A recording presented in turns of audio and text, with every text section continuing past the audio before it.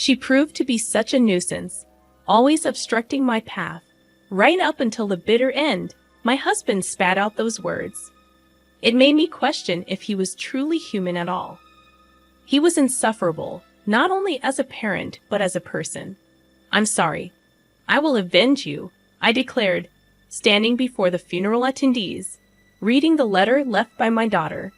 As I read, my husband's face turned ashen. "What the hell do you think you're doing?" my father-in-law's angry voice echoed.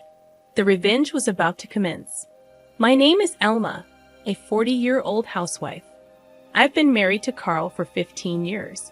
We met in high school, becoming classmates in our sophomore year.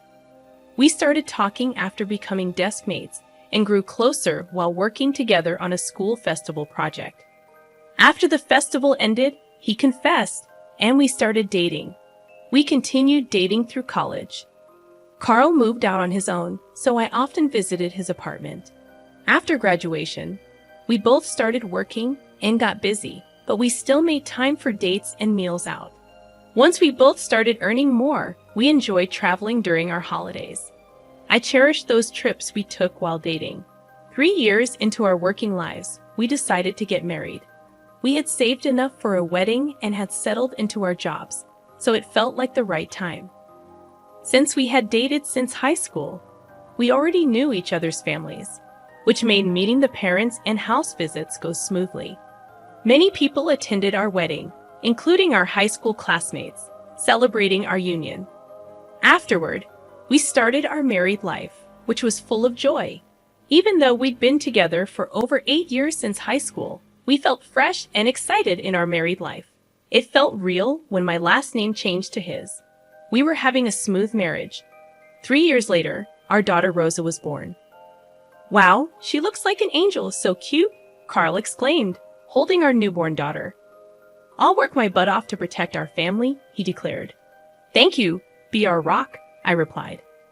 "You can count on me," he assured confidently. With a new member to protect, my husband seemed larger than life and very reliable. After giving birth, I worked part-time in his company. The first reason was to have more time with our child. Raising her was incredibly joyful. Every little milestone, like crawling or walking, was a moment of excitement, and I took countless photos and videos, like any proud parent. When I told Carl, he'd say, "I wish I could have seen that," with a tinge of regret. We spent blissful days playing with our daughter on his days off. As Rosa grew, she became conversational. We loved taking her to different places and letting her have various experiences.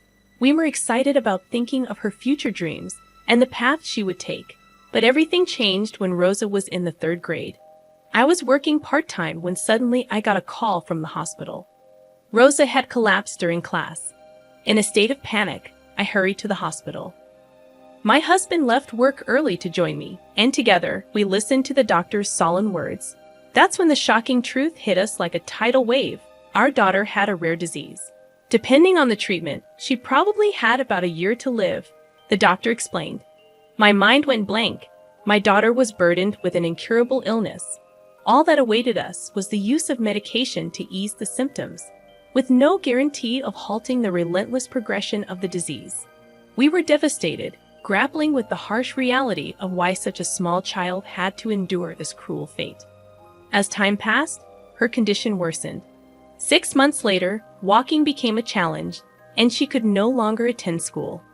Our days were consumed by hospital visits and lying in bed at home. Gradually, she became bedridden. I had to quit my part-time job to care for her full-time. It was a necessary sacrifice, as anything could happen while I was away. Supporting her became our top priority. Around this time, my husband's demeanor underwent a drastic change. He easily fell into bad moods, and the atmosphere at home grew tense. When I welcomed him home with dinner, he'd respond with irritation, questioning my choice of fish. His complaints about every little thing persisted.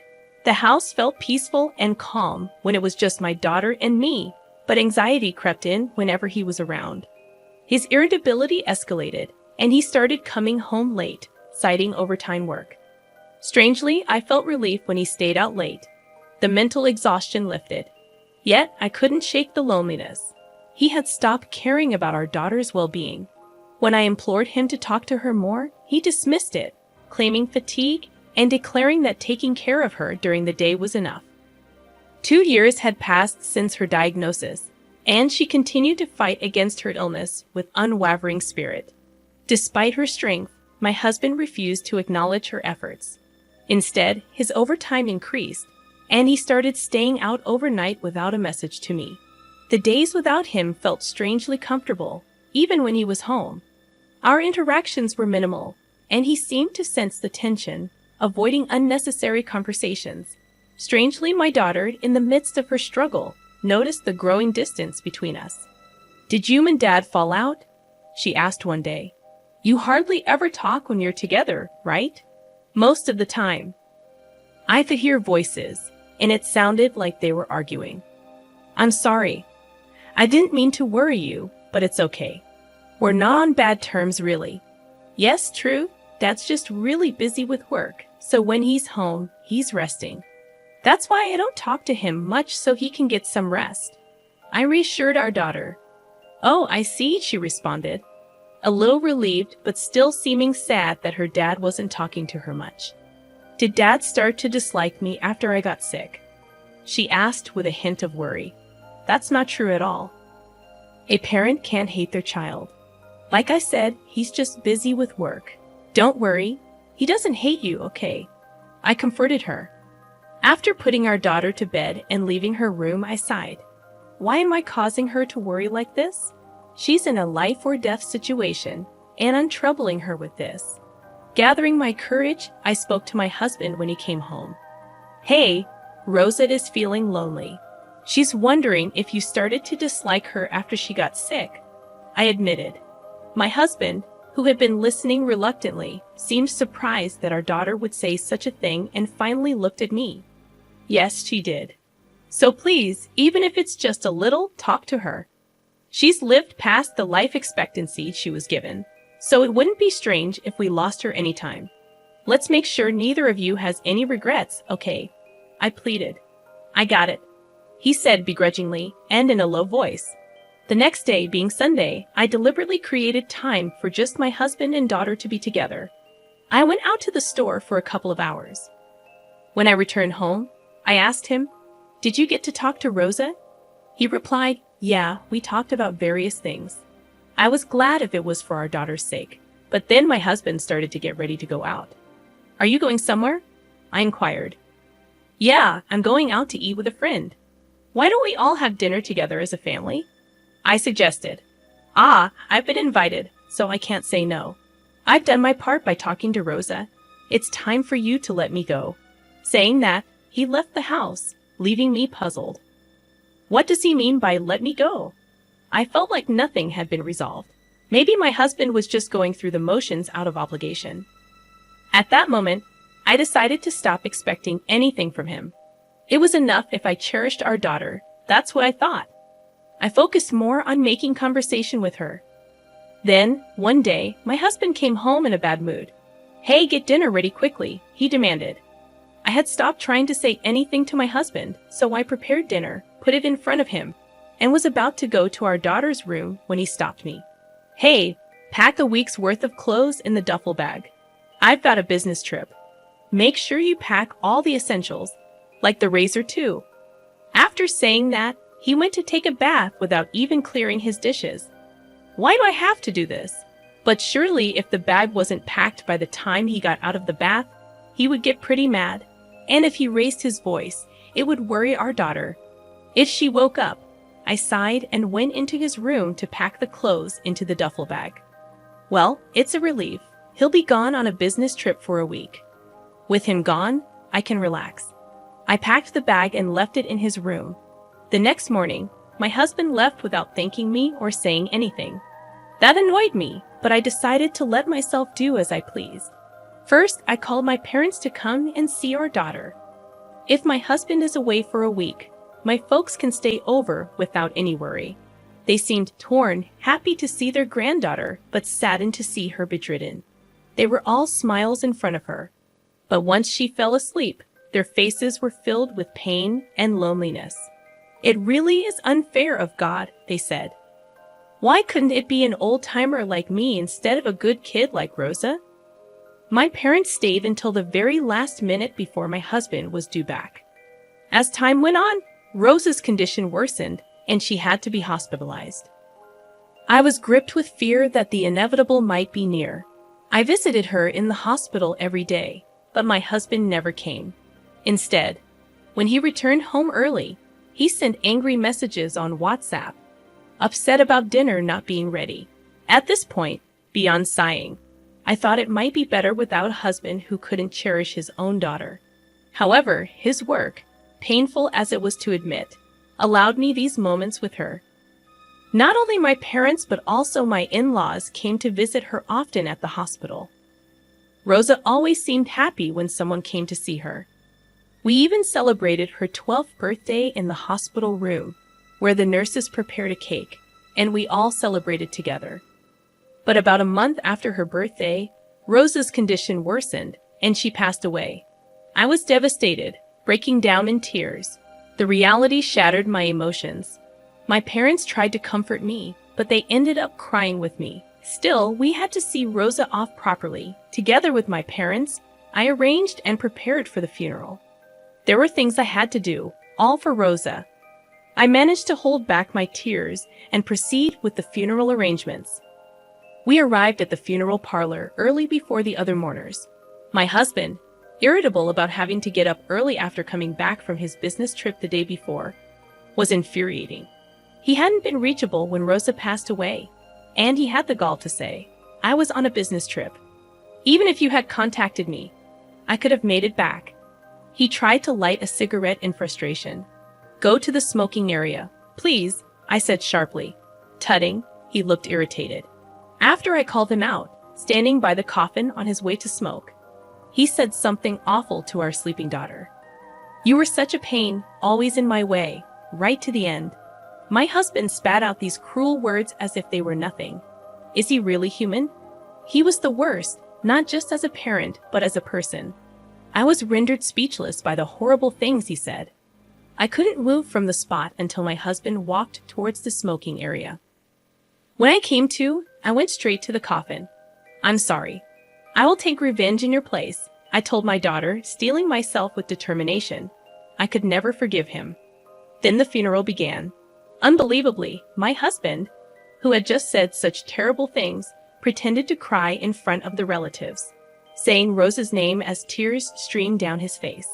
I knew it was an act because I saw him apply eye drops before walking up to the coffin. The relatives, not knowing any better, misunderstood and started crying too. Unforgivable. I would reveal his true nature no matter what. As the funeral was drawing to a close, it was time to read the letter left by my daughter. "What? There's a letter?" My husband was clearly surprised, not having known about it. "Yes, there is.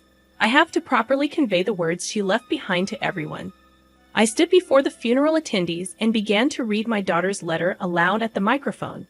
The letter was mostly words of gratitude to me for the care I had given her. With each word I read, tears came and I choked up. The relatives also started to cry along. But as I got to the part about my husband, I took a deep breath. "To Dad," I read, as the tears naturally stopped. "Against Mom, who was always by my side, you seemed to avoid coming home as if you were avoiding us. Even when you came home, all I could hear was your voice yelling at her in my room. Dad used to make time to play with me when I was little, taking me on drives to all sorts of places. But after I got sick and became bedridden, Dad seemed like a completely different person. Mom always pretended to be strong in front of me, but I could tell she was really struggling with how Dad was behaving. It hurt me, thinking maybe it was my fault things turned out this way. But it seems that wasn't the case. Remember the day Mom went shopping, and it was just Dad and me at home. You came to my room and talked to me. Then, maybe because Mom asked you to, I was so happy. It felt like the old Dad had come back. But then, thinking I was asleep, you took a phone call. You were talking to a woman.